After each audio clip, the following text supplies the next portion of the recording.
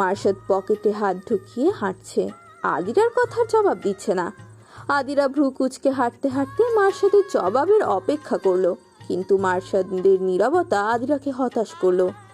আদিরা মুখ ফুলিয়ে চলতে লাগলো। আকাশের ঘন ঘন ক্ষণে ক্ষণে মন খারাপ হয়, তাই বলেই তো নিজের বুক চিরে অঢেল অশ্রু বর্ষণ আকারে বিসর্জন দেয় সে। টিউশন করিয়ে ফেরার পথে মাঝ রাস্তায় মেঘে মেঘে গর্জন সহ বৃষ্টির দেখা মিলল মার্শাদ ও আদিরার।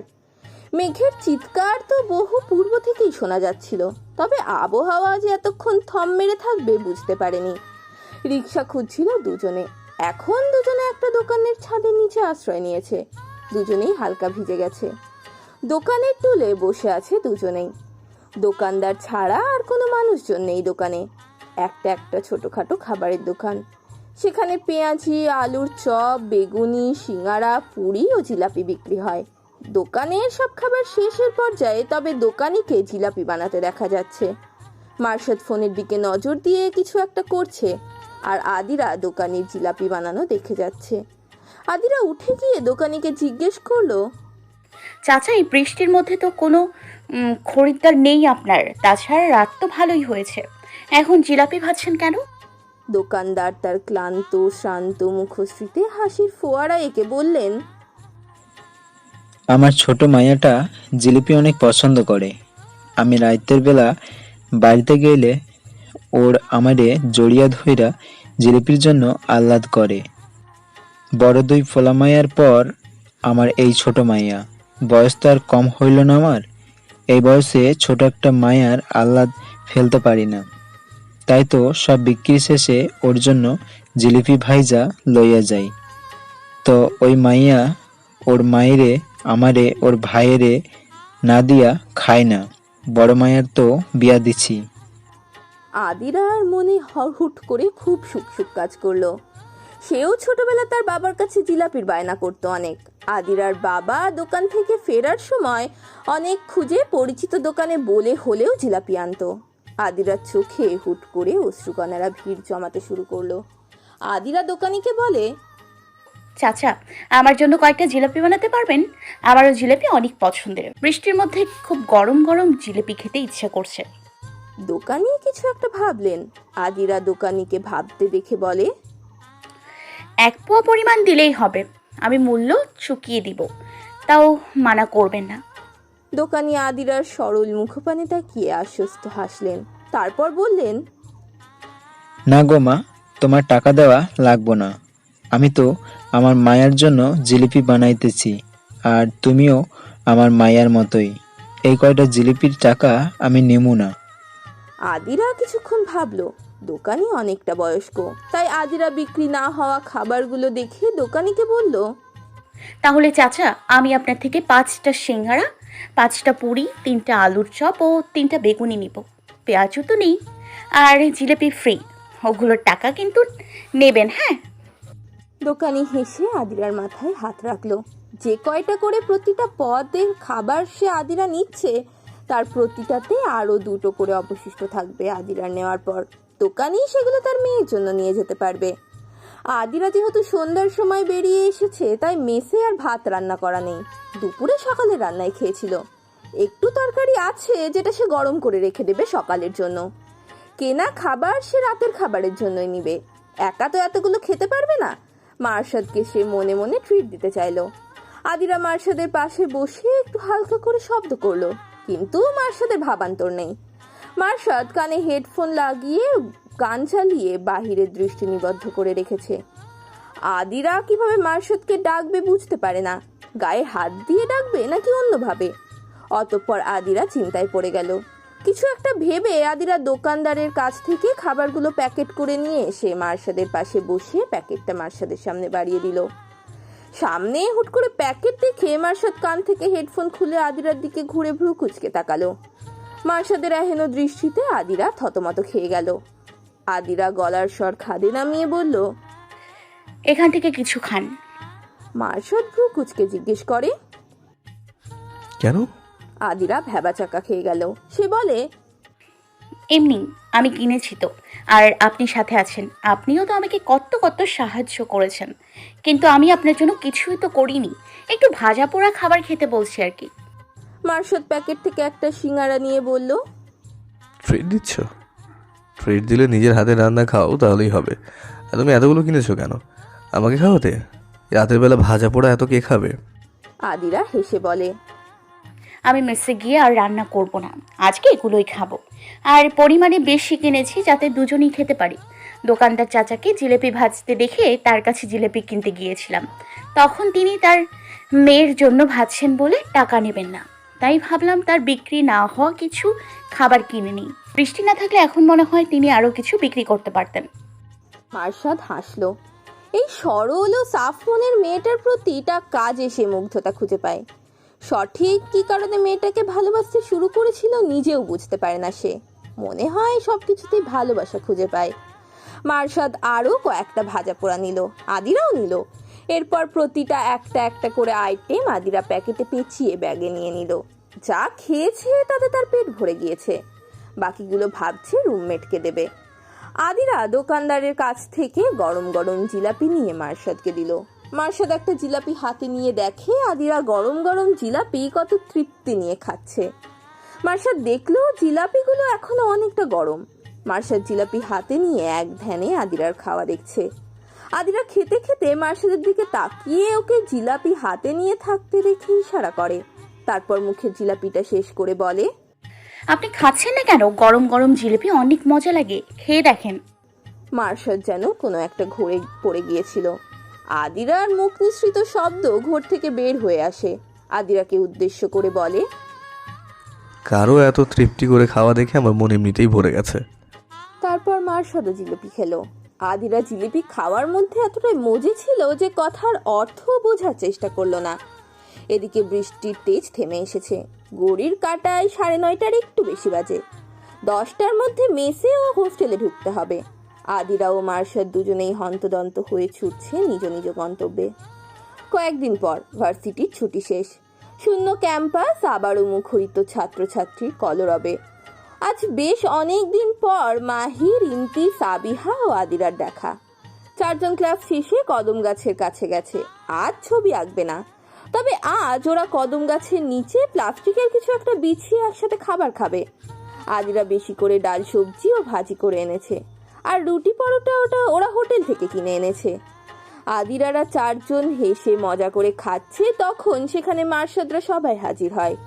সুমি, মৌমি ও রাত্রিকে দেখে মাহি উৎফুল্লিত হয়ে বলে, কেমন আছো আপুরা? আসো বসো না। ওরা বসে। মার্শাদরা 5 ছেলে আর বন্ধুকে মাহি কিছু বলল না দেখে ওরা তীক্ষ্ণ নজরে মাহির দিকে তাকিয়ে আছে। মাহি সেটা দেখে মুখ বাঁকিয়ে বলে, তোমরা এভাবে ছোঁয়ার মতো চেয়ে আছো কেন? যাও ভাগো এখান থেকে। রাহিন বলে, তুমি আমাদের বসতে বলবে না পুচকি?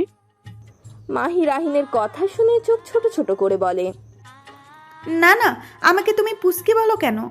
রাহিন ভাইয়া, আমাকে তোমার বাচ্চা মনে হয়? যাও সরো এখান থেকে। রাহিন কিউট করে বলে, ওলে আমার কিউটিয়া পুরে, তোমার এই ভাইকে দেখে তোমার একটু মায়া হয় না? মাহি ঠোঁট উল্টিয়ে বলে, না, হয় না। যাও। আর এই টেরা চোখে লোকটাকেও নিয়ে যাও। কেমন করে তাকিয়ে আছো দেখো, যেন চোখ দিয়ে গিলে খাবে। এই দাভাই, তোর এই বন্ধুটাকে বল, এমন করে তাকালে আমি মোটেও ভয় পাই না। মার্শাদ, রাহিন, মৃদুল ও রবিন আহনাফের দিকে তাকালো। আহনাফ ওদেরকে তাকাতে দেখে গম্ভীর স্বরে বলে, তোদের বোনকে বলে দে আমি যেভাবে ইচ্ছে তাকাবো, তাতে তার কি? মাহি মুখ ভেঙচি দিয়ে খাওয়াতে মন দিল। রাহিনের খিদে পেয়েছে এমনিতে। সে আদিরাকে রিকোয়েস্ট করে বলে, আপু, আমাদের দিকে একটু নজর দেন না, মানে একটু খেতে দেন। আদিরা মুচকি হেসে বলে, বসেন ভাইয়া, কিন্তু এতজনের পরোটাতে মনে হয় হবে না, আমরা তো বেশি করে পরোটা আনিনি। মৃদুল হুট করে বলে ওঠে, আমি ফোন করে আনিয়ে নিচ্ছি। হোটেল বয় মতিনকে বললে দিয়ে যাবে। অতঃপর রাহিন, মৃদুল ও রবিন মাহিদের সাথে বসলো। মার্শাদ ও আহনাফ দাঁড়িয়ে আছে। মৃদুল তা দেখে বলে, তোদের কি নিমন্ত্রণ পত্র দিতে হবে? বস। মার্শাদ গম্ভীর স্বরে বলে, আমাদের তো বসতে বলেনি। রবিন ভ্যাবলার মতো বলে। রাহিনকে তো বললো, তো সবাইকে বলা। মার্শাদ ও আহনাফ ঠায় দাঁড়িয়ে থাকে। তখন সাবিহা হেসে বলে, আপনারাও বসেন ভাইয়া। তারপর ওরা দুজন বসে, কিন্তু একটা ভাব নিয়ে। মাহি ওদের দুজনের ভাব দেখে চোখ মুখ বাঁকিয়ে বলে, ঢং, এত ঢং যে কই পায়, আলাদা করে বলতে হবে এদের। আদিরা মাহিকে কনুই দিয়ে খোঁচা দেয় এভাবে না বলতে। মাহি মুখ ঘুরিয়ে খেতে থাকে। আদিরা সবার দিকে পরোটা ও সবজি এগিয়ে দেয়। হোটেল বয় মাহিনকে অনেকগুলো পরোটা ও কিছু ভাজি কোথাও নিয়ে যেতে দেখে সাগররা ডাক দেয়। মতিন ভয় ভয় সাগরের কাছে গেলে সাগর জিজ্ঞেস করে, এত খাবার নিয়ে কোথায় যাচ্ছিস? মতিন ভয়ে আমতা আমতা করে জবাব দেয়, ওই যে মৃদুল ভাই ফোন করে বলল এগুলো নিয়ে যেতে। নিলয় সন্দিহান কণ্ঠে জিজ্ঞেস করে, কোথায় নিতে বলেছে? মতিনের জবাব, উত্তরের কদম গাছটার কাছে। আমি যাই ভাই। এটা বলে মতিন দৌড়ে চলে যায়। সাগর, নিলয় ও বাকিদের বলে, চল তো দেখি গিয়ে। ওরা 6 জনেও সেখানে যেতে থাকে। হাসি ঠাট্টা মুখর পরিবেশ দেখে সাগরের সহ্য হচ্ছে না। সে ফুসফুস করছে 2 হাত মুঠোবন্দি করে। এদিকে নিলয় এক ধ্যানে রাত্রির রোদের মতো উজ্জ্বল হাসি ঠিকরে পড়া মুখশ্রী পর্যবেক্ষণ করে চলেছে। হৃদয় গহ্বরে এক অতিমাত্রার সুখ কাজ করছে, সাথে অজানা এক অস্থিরতা। নিলয়ের হাঁসফাঁস লাগছে, মনে হচ্ছে সে পাগল হয়ে যাবে। নিলয় চোখ বন্ধ করে ঘন ঘন নিঃশ্বাস ফেলে বলে, সাগর, আমার একটু কাজ আছে, আমাকে এখনই বাড়িতে যেতে হবে। সাগর কিছু বলল না, সেও এখান থেকে চলে গেল। নিলয় ওর বাড়ির জন্য চলে গেল। আহনাফ তীক্ষ্ণ নেত্রযুগল কুচকে মাহিকে পর্যবেক্ষণ করছে আর খাচ্ছে। মাহি এরকম পরোটা ভাজি আগে খেত না, কিন্তু এখন খাচ্ছে। মেয়েটার অনেক পরিবর্তন হচ্ছে। মার্শাদের নজর ফোনের দিকে। আজকে নতুন ভিপি ঘোষণা হবে। আশিক ভাই তাকে আধ ঘন্টার মধ্যে যেতে বলেছে অডিটোরিয়ামের কাছে। মার্শাদের এতে কোনো চিন্তা নেই, ভিপি যে সেই হবে তা কাল রাতেই জানা হয়েছে। আদিরা খাওয়ার ফাঁকে আর নজরে মার্শাদের দিকে তাকাচ্ছে। সে যে কয়দিন ধরে নিজের মধ্যে অস্থিরতা উপলব্ধি করতে পারছে, যা মার্শাদকে দেখলে তার হৃৎকুঠিরে প্রকাণ্ড বিস্তৃত ঝড়ের সূত্রপাত হয়। নজর মেলাতে তার নজর ঝুঁকে আসে। আদিরার আর চোখে তাকানোর মাঝে মার্শাদ ফোনের স্ক্রিন থেকে নজর সরিয়ে নেত্রযুগল আদিরার সলজ্জ আখি যুগলে শুভ দৃষ্টি ঘটায়। আদিরা ধরা পড়ে অতি সত্ত্বর দৃষ্টি নিচু করে নেয়। মার্শাদ মুচকি হাসে। খাওয়া দাওয়ার পর্বের সমাপ্তির পর ওরা সকলে এখান থেকে যার যার ক্লাসে যাবে। তখন রাহিন বলে, আজ পেট আমার শান্তি। তোমরা পারলে প্রত্যেকদিন এমন করে খাবার আনবে। হ্যাঁ। সকলে হেসে ওঠে। রিন্তি কিছুক্ষণ যাবৎ রাহিনের খাওয়ার ধরন দেখে কিছু বলতে চাইছিল। বলা বাহুল্য যে রাহিন একটু পেটুক টাইপের। রিন্তি মুখ ফসকে বলেই ফেলে, এরকম রাক্ষসের মতো খাওয়ার জন্য আপনাকে বলবো? রাহিন চোখ দুটো বড় বড় করে সচকিত দৃষ্টিতে তাকায়। রিন্তি সাথে সাথে নিজের মুখ হাত দিয়ে চেপে ধরে। বিড়বিড় করে বলতে চেয়ে জোরে বলে ফেলেছে সে।